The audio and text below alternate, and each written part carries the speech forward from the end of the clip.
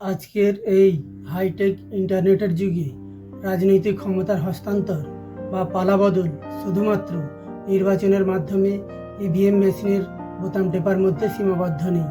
বিগত কয়েক বছরে ভারতীয় উপমহাদেশের কয়েকটি দেশে এটা লক্ষ্য করা যায় যে কোনো একটি ইস্যুকে কেন্দ্র করে সোশ্যাল মিডিয়ার মাধ্যমে সেই দেশের রাজনৈতিক অস্থিরতা তৈরি করা হচ্ছে। এর পিছনে আন্তর্জাতিক মঞ্চের কোনো একটি বা একাধিক শক্তিশালী দেশের হাত রয়েছে। এর সাম্প্রতিককালের উদাহরণ হলো আমাদের পাশের রাষ্ট্র বাংলাদেশ। সাধারণ একটি ছাত্র আন্দোলন হইতে শুরু হয়ে এটি সরকার বিরোধী আন্দোলনে পরিণত হয়। তারপর গণতান্ত্রিক পদ্ধতি দ্বারা নির্বাচিত শেখ হাসিনা সরকারকে পদচ্যুত করতে সমর্থ হয়। পুরো আন্দোলনটি সে দেশের জেনজি জেনারেশন দ্বারা পরিচালিত হয়।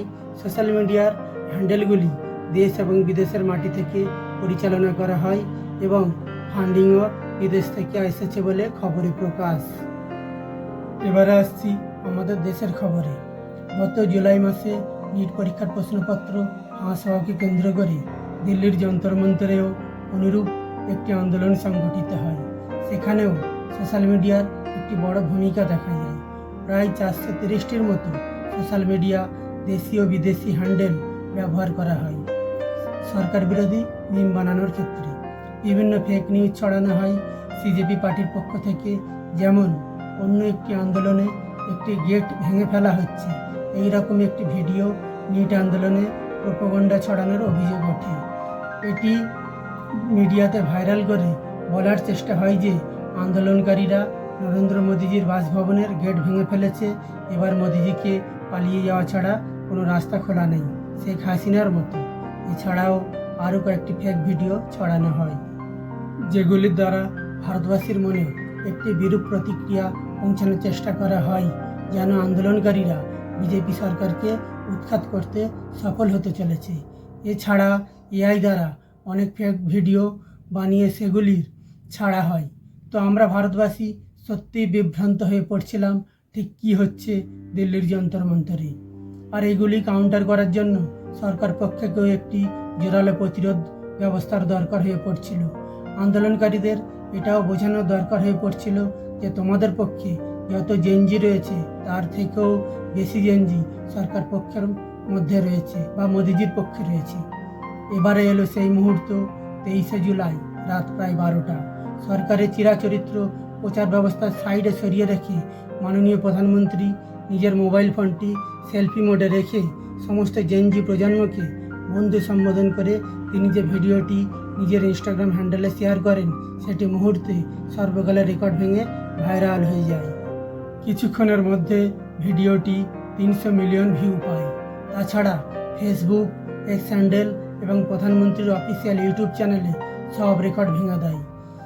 এবারে প্রমাদ গুনতে বাধ্য হয় আন্দোলনকারীরা। তারা বুঝে যায় সংখ্যাতত্ত্বের বিচারে মোদিজি তাদের থেকে বহুগুণ এগিয়ে। আর একটা কথা বলতে ভুলে গেছি, আন্দোলনকারীরা যে ভিডিওগুলো শেয়ার এবং পোস্ট করছিল সেগুলি সব বুস্ট করা ভিডিও ছিল, অর্থাৎ টাকার বিনিময়ে সেগুলি ছাড়া হচ্ছিল। বুস্ট হলো ফেসবুকের অ্যালগরিদমের একটি পেড ভার্সান। ভিডিও বেশি লোকের কাছে ছড়ানোর জন্য ফেসবুককে পে করতে হয়। যে যত বেশি পে করবে তার ভিডিও তত দর্শকের কাছে পৌঁছাবে। কিন্তু মোদিজির ভিডিওটি ছিল সম্পূর্ণ অর্গানিক ভিডিও, অর্থাৎ বুস্ট করা নয়। এগুলি তদন্তে সবই উঠে এসেছে। মোদিজির ভিডিওটি রেকর্ড ভিউয়ের পর অনেক নড়ে ফেসবুক কর্তাদের, যেহেতু ফেসবুকও কোনো দেশে ইউজারদের মগজ ধোলাইয়ের কাজ করে। তারাও আমেরিকার কোম্পানি, আর মোদিজিকে প্রধানমন্ত্রীর পদ থেকে সরাতে আমেরিকাও তৎপর। 28শে জুলাই তারিখ ভিডিওটি সোশ্যাল মিডিয়া থেকে সরিয়ে ফেলা হয় কয়েক ঘন্টার জন্য। তাহলে বুঝুন সম্মুখ সমরে মোদিজির সঙ্গে পেরে উঠতে না পেরে কত নিকৃষ্টতম পদ্ধতি অবলম্বন করছে মোদি বিরোধীরা। শেষ পর্যন্ত ভারত সরকার তার উচ্চপদস্থ অফিসারদের জরুরি তলব করেন। এই ঘটনাটির কারণ জানতে চান। মিটার তরফ থেকে জবাব দেওয়ার মতো কিছু ছিল না। তারা অজুহাত হিসেবে টেকনিক্যাল ইস্যুকে হাতিয়ার করে এই যাত্রায় বেঁচে যেতে চাইলেও ভারত সরকারের আইটি সেল তাতে অসন্তুষ্ট হন। শেষ পর্যন্ত ভারত সরকারের চাপে পড়ে ভিডিওটি রিস্টোর করে দেন এবং লিখিত দুঃখ প্রকাশ করতে বাধ্য হন। নইলে ভারতবর্ষের মতো একটি বিশাল বাজার তারা হারাতে পারত। আমার মনে হয় আত্মনির্ভর ভারতের এক্ষেত্রেও মিটার উপর নির্ভর না করে ভারতের নিজস্ব কিছু একটা চালু করা উচিত, চায়না এবং রাশিয়ার মতো। অবশেষে 18 জুন 2026 শুরু হওয়া নিট পরীক্ষার প্রশ্নপত্র ফাঁস আন্দোলনটি শেষের দিকে সোশ্যাল মিডিয়ার যুদ্ধে পরিণত হবার পর 25 জুলাই প্রায় 37 দিন পর মোদিজির ভিডিও রেকর্ড সংখ্যক ভিউ পাওয়ার মধ্য দিয়ে শেষ হয়। 31 জুলাই প্রধানমন্ত্রী আরেকটি ভিডিও বার্তায় জানান যে আন্দোলন চলাকালীন আবেগের বশে কিছু তরুণ তরুণী তাঁর মৃত মায়ের বিরুদ্ধে যে সকল কুরুচিকর মন্তব্য করেন তিনি তাদের ক্ষমা করে দিচ্ছেন। তিনি এও বলেন যে এই সকল তরুণ তরুণীদের কোনো রকম আইনি ব্যবস্থার মধ্যে পড়তে হবে না এবং সমাজ যেন তাদেরকে কোনো রকম শাস্তি না দিয়ে তাদেরকে পথ দেখায়। এইভাবে একটি বড় ধরনের রাজনৈতিক সংঘর্ষের জবনিকার পর্দা পড়ে।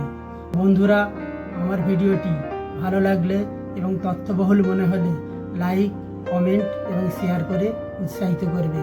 নমস্কার।